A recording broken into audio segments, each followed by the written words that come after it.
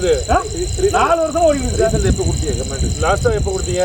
சரி complaint last கொடுக்கல. அப்போ வேண்டாம் சார். கேஸ் போடும்போதெல்லாம் நம்ம போய் ஐயா பத்திரம் இருக்குது எல்லாம் இருக்குது எங்கிட்ட ரெக்கார்டு எங்கள் பேரில் இருக்குது எல்லாமே இருக்குது சொன்னோமா சார். அப்போ நீ அடிச்சிட்டு வா அப்போ தான் நான் கேஸ் எழுவேன். நீ அடிச்சுட்டு வா கேஸ் எழுவேன். போலீஸ்காரங்க இப்படி தான் ஸ்டேஷனில் ஓடிக்கிட்டு இருக்கு சார். அடிச்சுட்டு வா. நீ அடிச்சுட்டு வா, நான் அவன் மேலே போடுறேன். நீ அடிச்சுட்டு வா கேஸ். இப்படி தான் சார் ஓடிக்கிட்டு இருக்கு கேஸ். அன்னைக்கே தீர்த்து இருந்தால் லேத போயிருக்கோம். என்ன பிரச்சனை ஆச்சு? 4 வருஷமா ஓடிக்கிட்டு சார். இப்போ நான் கேஸ் கொடுத்துருந்தோம். எவ்வளோ வருஷமா நடக்குது?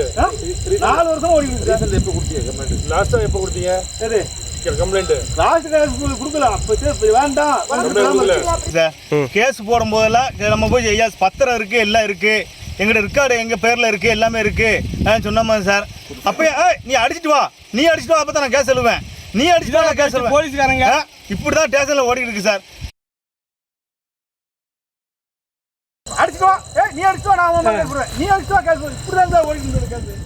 தென்காசி மாவட்டம் சங்கரன்கோவில் அருகே கீழவயலி கிராமத்தை சேர்ந்த ஆறுமுகவேல் என்ற விவசாயி வெட்டி படுகொலை செய்யப்பட்டதில் காவல்துறை முன்கூட்டியே தகுந்த நடவடிக்கை எடுத்திருந்தால் என் தந்தை கொல்லப்பட்டிருக்க மாட்டார் என்று மகன் ஆவேசமாக பேசக்கூடிய அந்த காட்சிகளை பார்த்தோம். போலீசார் மீது குற்றம் சாட்டப்பட்டிருக்கிறது. விவரங்களோடு இணைக்கிறார் நம்முடைய செய்தியாளர் சிவகுமார். என்ன நடந்தது முழு விவரம்?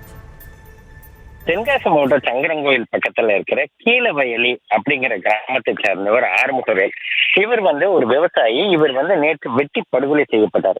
அதாவது தென்காசி மாவட்டம் கரிவலமந்தநல்லூர் அருகே இருக்கிற கீழவயலி கிராமத்தை சேர்ந்த இவர் தனதோட வயற்காட்டுல மாடுகளை மேய்த்து கொண்டிருக்கும் போது மர்ம நபர்களால வெட்டி படுகொலை செய்யப்பட்டாரு. இதனை எடுத்து பாத்தீங்கன்னா தொடர்ந்து இது குறித்து போலீசார் தகவல் கிடைத்து அதன் அடிப்படையில ஆறுமுகவேலோட உடல்ல கைப்பற்றி பிரேத பரிசோதனைக்காக அனுப்பி வச்சாங்க. இவருக்கும் இவரோட சகோதரர்களுக்கும் கடந்த பல வருடங்களாக சொத்து தகராறு சம்பந்தமா முன்விரோதம் இருந்து வந்ததாகவும் குறிப்பிடப்பட்டு அதே மாதிரி பாத்தீங்கன்னா இறந்து போன அவருக்கு அந்த ஆறுமுகவேல் குடும்பத்தினர் பல முறை கரிவலமந்தநல்லூர் காவல் நிலையத்துல புகார் அளித்தும் எந்த விதமான நடவடிக்கையும் எடுக்கப்படலை அப்படின்னு சொல்றாங்க. அதே மாதிரி பாத்தீங்கன்னா அவரோட மகன் பகிரங்கமா ஒரு குற்றச்சாட்டு வைக்கிறாரு. என்னன்னு பாத்தீங்கன்னா ஏற்கனவே பல முறை இந்த மாதிரி எங்களுக்குள்ள உள்ள பிரச்சனைகள் இருக்குது, இதை கொஞ்சம் தீர்த்து விடுங்க அப்படின்னு சொல்லி பல முறை மனு அளிக்கும். போலீசார் தரப்புல என்ன சொல்றாங்கன்னா நீங்க பதிலுக்கு அவங்களை அடிச்சுட்டு வாங்க, அப்பதான் நாங்க புகார் எடுக்க முடியும் அப்படின்னு சொல்லி அழைக்கழிச்சதாகவும் அதனால ஏற்கனவே நாங்க அமைதியா போன ஒரு சூழ்நிலையில ஏன்னா அவரோட தந்தை தற்போது கொலை செய்யப்பட்டிருப்பதாகவும் சொல்லி அவர் வருத்தம் தெரிவிக்கிறாரு. மேலும் பாத்தீங்கன்னா புகார் குறித்து காவல்துறையோட புகார் அளிக்கும் போது காவல்துறையினர் தங்களோட புகாரை பணம் பெற்றுக் கொண்டும் ஏற்க மறுத்ததாகவும் இறந்தவரோட மகன்கள் வேதனையோட புகார் தெரிவிச்சாங்க.